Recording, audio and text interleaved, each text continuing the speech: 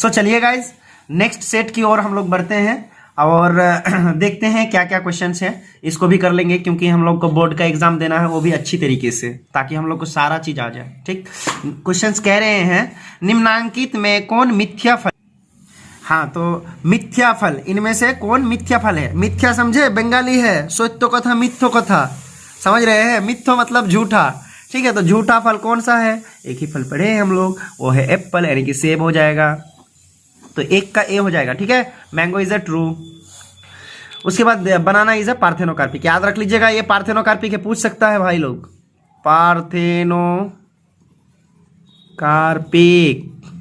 जो कि without fertilisation के ही होते हैं, पार्थेनोकार्पिक। ठीक, नेक्स्ट क्वेश्चन की ओर करते हैं। विडल परीक्षण किस बीमारी के लिए किया जाता है, टाइफाइड। विडल परीक्षण जो किया जाता है वो टाइफाइड के लिए किया जाता है, ठीक है। बी नंबर आंसर हो जाएगा इसका, ब नंबर।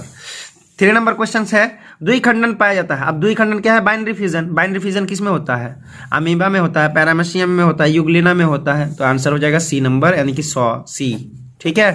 नेक्स्ट क्वेश्चन कह रहे हैं cross pollination occurs through water is known. Water के द्वारा जब भी पॉलिनेशन हो, हाइड्रोफिली कर दीजिएगा आप लोग, हाइड्रोफिली या जल परागन, ठीक है। नेक्स्ट क्वेश्चन कह रहे हैं निम्नांकित में कौन यौन संचरित रोग है। एसटीडी, सेक्स करने से जो रोग फैल जाए हो जाता है, वैसे रोग को हम लोग यौन संचरित रोग कहेंगे। बहुत डेंजर बीमारी है, एड्स है, हेपेटाइटिस बी भी है, सिफिलिस भी है, गोनोरिया भी है, लेकिन एड्स। नेक्स्ट क्वेश्चन की ओर हम लोग बढ़ते हैं।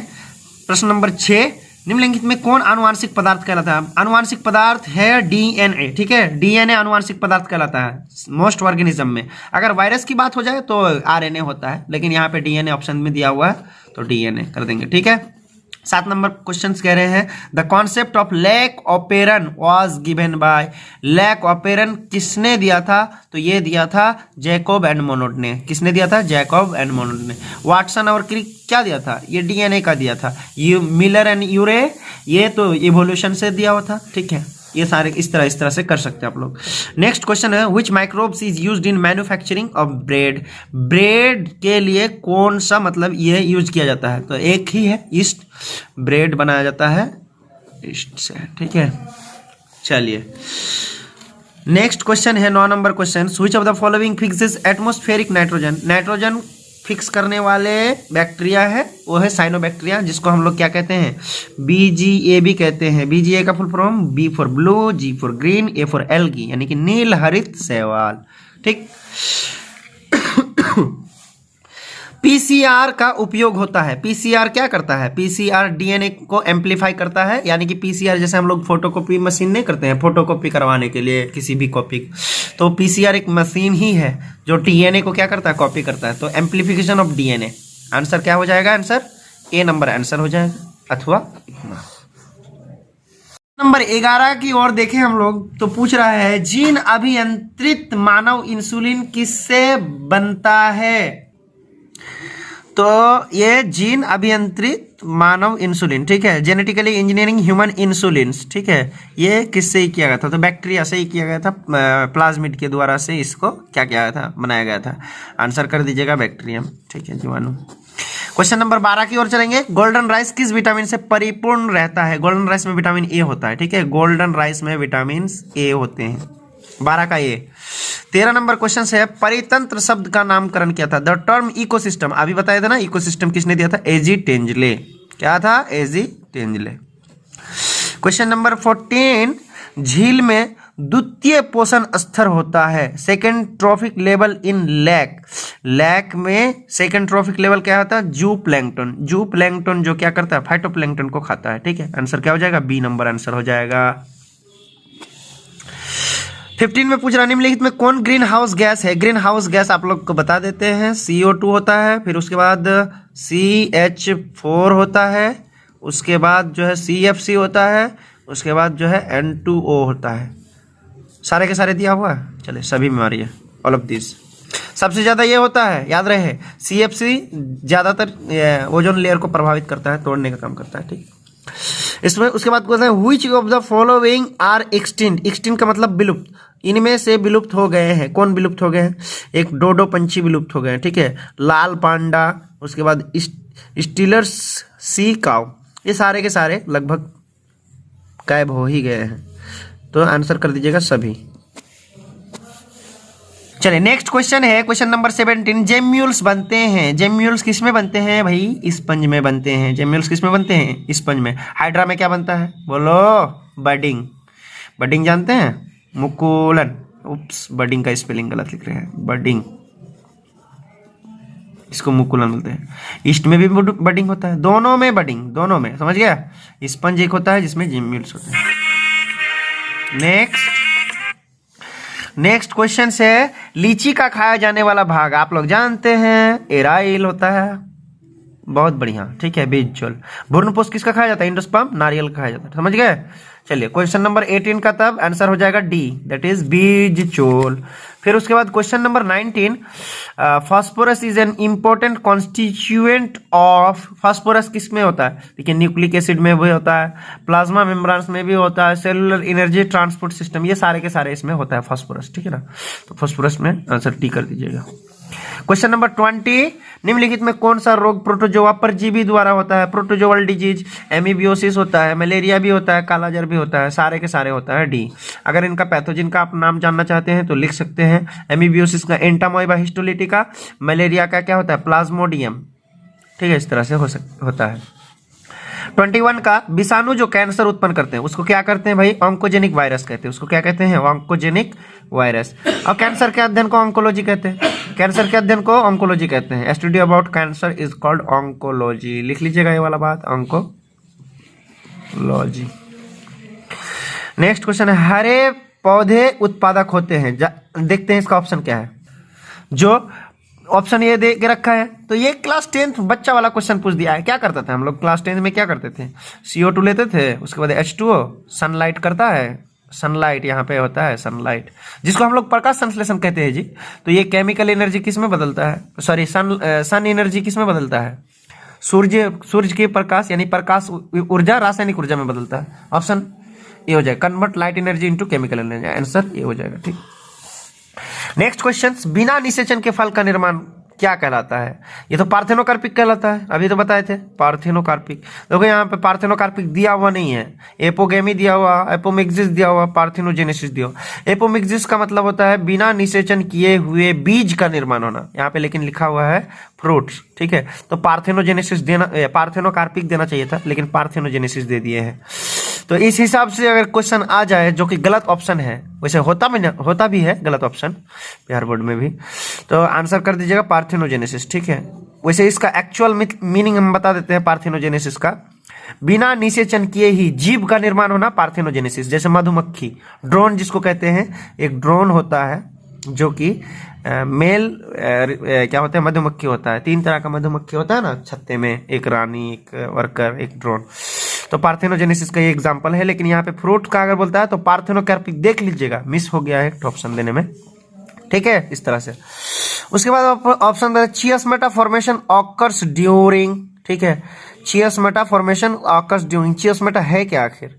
चियस्मा, देखिए चियस्मा ऐसे ऐसे होता है, ठीक है। तो बोल रहा है माइटोसिस सेल डिवीजन, ये mitosis cell division, meiosis cell division.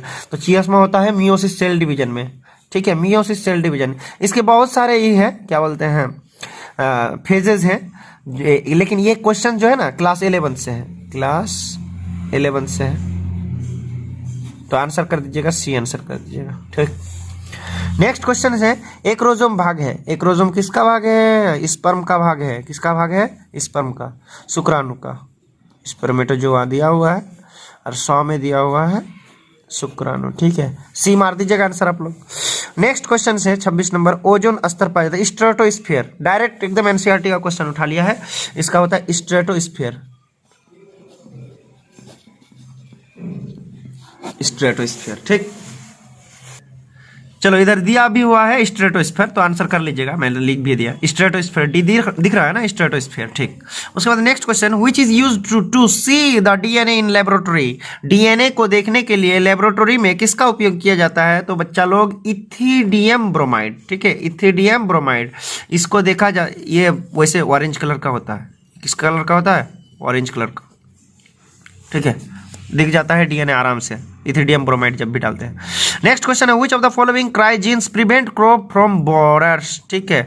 Answer कहते हैं निम्नलिखित में कौन क्राइजीन फसल को छेद से बचाता है। देखिए सबको ही छेद से बचाता है, cry 1AB, cry 2AB, cry 1AC, ठीक है, ये सारे के सारे बचाता है। लेकिन यहाँ पे बच्चा लोग कुछ लिख लेंगे, क्राई 1AB ये जो है क्राई 1AB ये स्पेशल मक्का के लिए है। स्पेशल किसके लिए है? मक्का के लिए।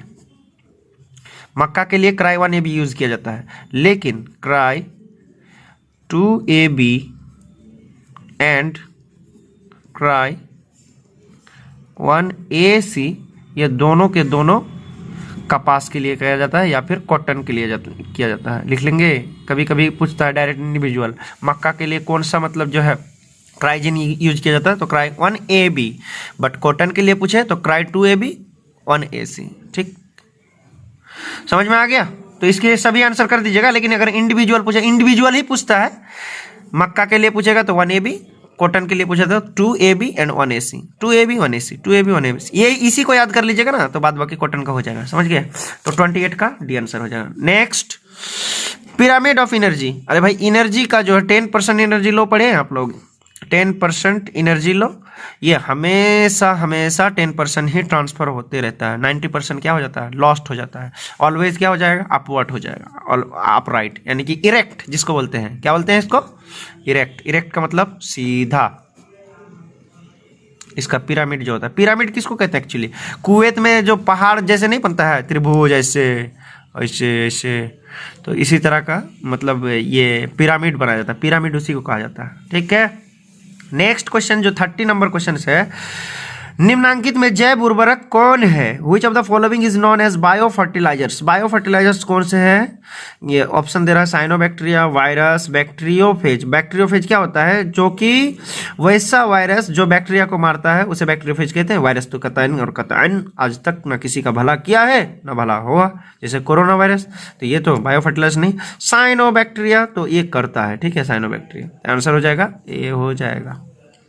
उसके बाद नेक्स्ट क्वेश्चन पूछ रहा है, निम्नलिखित में कौन सा है जीवी संबंध द्वारा नाइट्रोजन स्थिर करता है? आइए ऑप्शन देखते हैं। आंसर इसका जो ऑप्शन दिया हुआ वॉल्वॉक्स, राइजोबियम, कारा, इनमें से कोई नहीं, तो राइजोबियम इसका सही आंसर हो जाएगा, ठीक है, राइजोबियम। कारा एक क्या है?